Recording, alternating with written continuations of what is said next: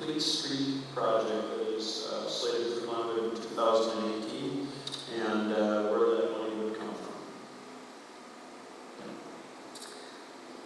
Some of you may or may not know, but I am a member of Glenwood and Beyond. I also have been involved in the CCII project, which is helping to raise funds locally for the amenities to go along with the street project.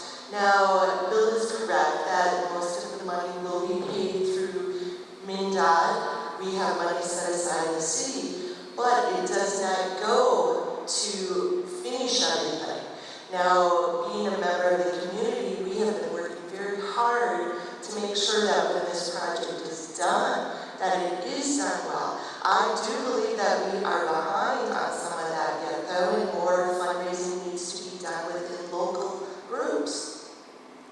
Okay, Scott? Well, first and foremost, I don't think that I can say with certainty that the city is prepared to do its fair share and pay for the project. I know from personal experience in this process that there's quite a bit that goes into a project like this. Last year we got in phase 2, which is the engineering and cost estimate phase, and that phase is meant to determine exactly what we need to do, the exact scope of the project, which now may be expanding from 4 blocks up to the potential of 8 blocks. How much it's going to cost. And in addition, now there's been some discussions about Highway 28 past the fairgrounds being discussed. And this additional project could be a standalone project, or it could be an extension of the original 2018 Complete Streets project. I firmly believe that this project is going to cost the city more than $1 million. I do agree that some of the parts are in place, but I don't know that we know enough information yet in order to be able to say that the city is going to have it covered, because we don't know what the actual scope of the project is, how far it's going to expand, what its costs are going to be. Thank you very much. And Shannon, we'll rotate back to you with question number 4. Development, especially business locations, can increase the tax capacity of the city while reducing property taxes overall. What is one idea that you have to actually attract more businesses to Glenwood? Actually, I believe that the city should be working more with local individuals. I know several people who would like to start their own businesses, and they would like to have a nice storefront downtown. However, the costs of renting a storefront are astronomical. There are ways, I believe, that we could work between companies here in town, the city, real estate agents, and individuals, that we could help maybe even get a couple of businesses, some of the other storefronts. I can tell you personally, I do have a project that's coming up too, and where we have property here in town that we were willing to put up for commercial use. I think that there are other people here in town too that would be willing to have their property used for commercial. If there was interest, and I think just networking and talking with people, helping them get started would be just awesome. The follow-up question to this, Shannon. The city of Glenwood is relatively landlocked by the lake and surrounding townships. Do you believe the city should look at an orderly annexation plan to increase the tax base? If so, where do you see the city expanding? Actually, I don't know if at this point in time annexation is really feasible. Yes, infrastructure can be paid through tax increment financing. However, we do have a lot of properties here in town that I believe are underutilized. And I think that if we use some common sense, we can figure out how to make those properties work in town instead. I also believe that there are several properties in town that are not even on the tax roll. I think that we need to evaluate some of those and find out why they're not on tax rolls, and see if actually some of those areas can be taxable. I think there are many ways to work that out. Thank you. Scott? Well, I think first of all, when it comes to business recruitment and retention, this has been one focus of the Chamber's had for several years now. One of the things that we've talked about at the Chamber and we struggled with is that there's a number of barriers that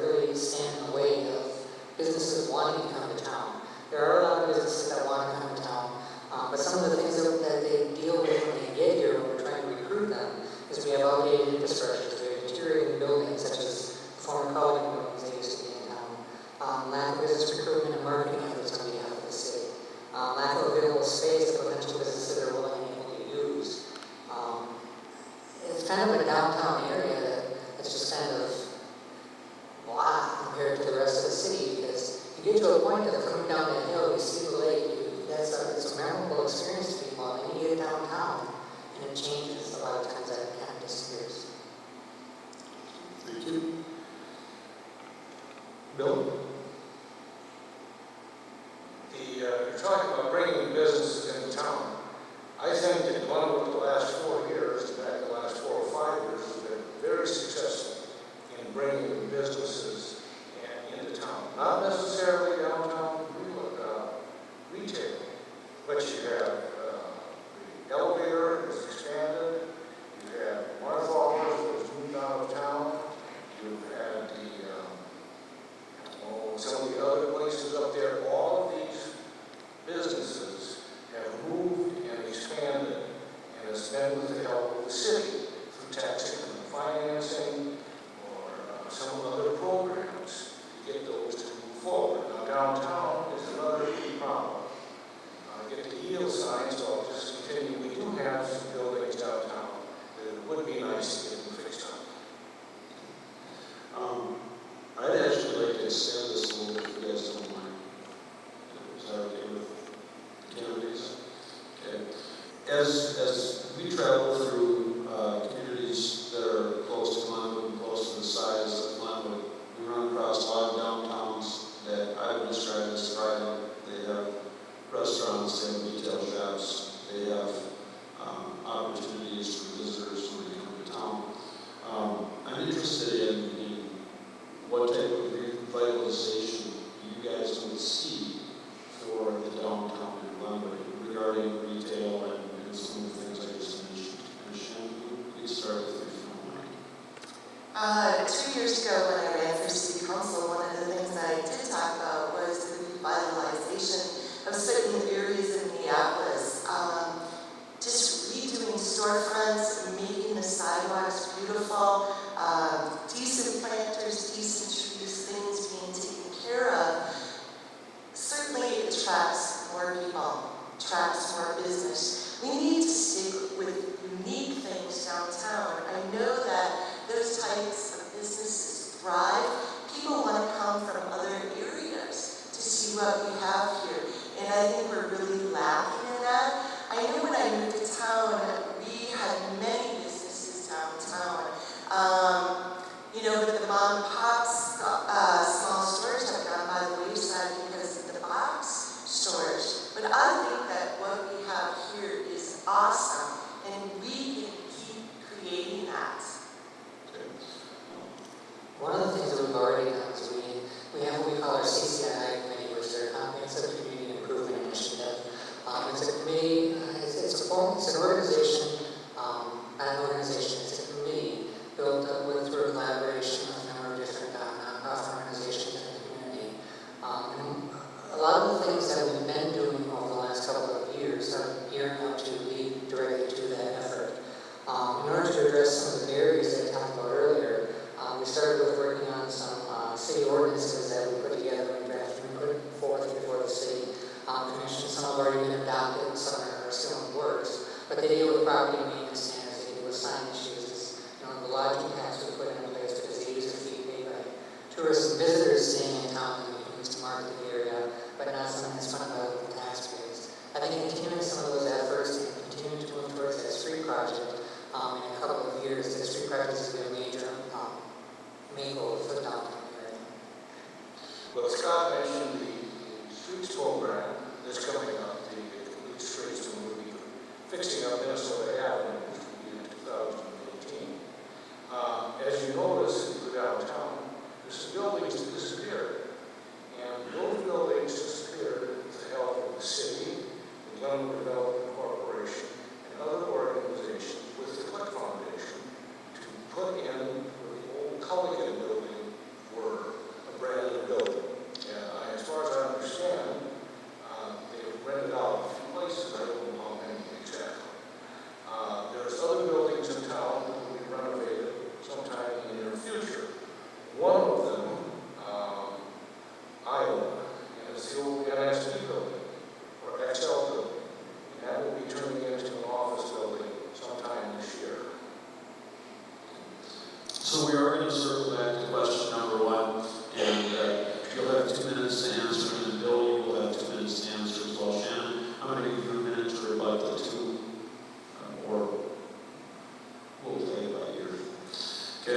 Scott, if elected, what would be your primary goal or goals to get accomplished in your first year?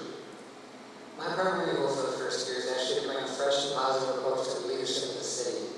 This is going to involve, as far as my plan goes, it involves engaging the citizens and stakeholders in the community, doing some strategic and comprehensive planning and some actual vision for the future, categorizing, prioritizing, and setting measurable outcomes, generating a higher level of transparency in government, and being willing to take action on plans, and as I mentioned earlier, reshaping our definition of fiscal responsibility, creating a clear and deliberate vision for the future of Glenwood and its surrounding area.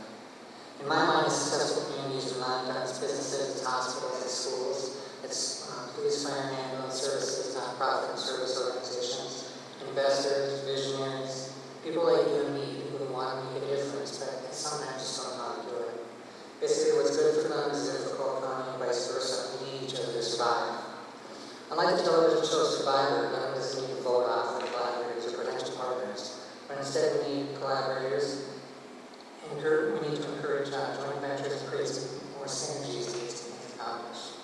Many times when it comes to state and federal funding, Glenwood's too small to do it on our own, and we need entities like Polk County on our side.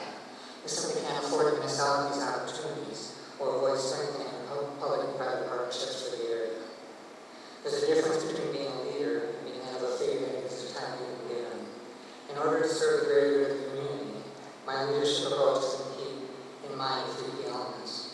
Keeping an open mind, looking at all sides of an issue or problem, being fully educated when necessary, with the necessary information to make decisions, throwing everything on the table, welcoming feedback, deferring judgment, and really taking a good look at everything that needs to be done, and then finalizing the best plans for the very good of the community.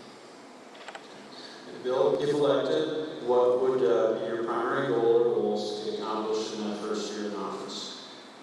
Well, I discussed it with my daughter Ann, and the first thing she suggested is that maybe I give everybody here a little bit of a civic lesson.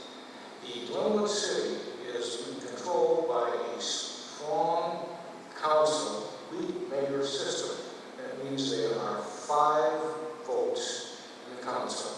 So each one has an equal role. We discuss things and we vote on them, and so the mayor cannot necessarily push anything through. And I'm not saying that to belittle the mayor, I've been here for quite a while. But that's the way the system works. Now, what I want to do is, when I get back into office, which I certainly will, we will continue to review what we are doing right. We will continue to review what we are doing wrong, and we will try and correct anything that is wrong with how the city is going. We have been working diligently the last number of years to make Glenwood a better place to live for people and attractive to own homes and operate businesses. So, and the things currently are going very well in the city the past 4 years, and we want to continue moving forward.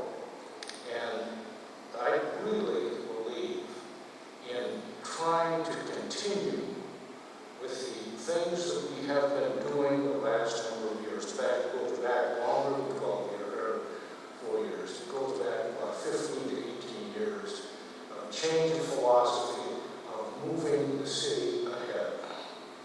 Thank you. And Shannon, we'll give you 1 minute to react to what you heard. I think there are things that we could be doing right now, and those things don't take a whole lot of time or a whole lot of money. Making sure that landlords paint their buildings, clean up their weeds around them, plant nice flowers out front. I think that goes a long ways to making things welcoming, and there are so many easy things that we can do, and I think that they have been overlooked. And, I'm not afraid to get out there, mow lawn, plant flowers, things like that either. And just the beautification, making it inviting to come downtown. And we can have all the ordinances in the world, but if we don't enforce those either, that's where the problem lies there. Thank you. Bill, we're going to go to question number 2. Bill, the city is dealing with infrastructure that in some cases is getting nearly 100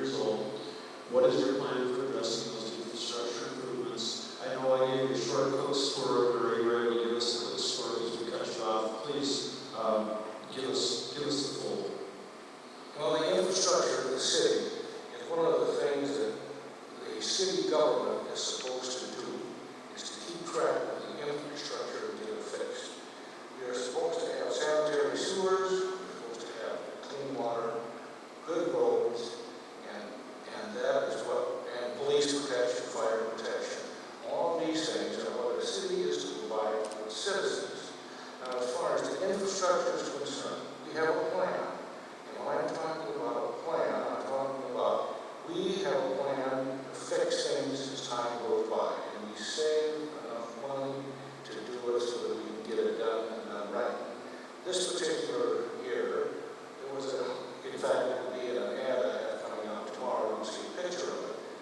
We put in a 600,000 gallon, or we put in a 300,000 gallon reservoir to replace the old reservoir that had been in business since in the 30s.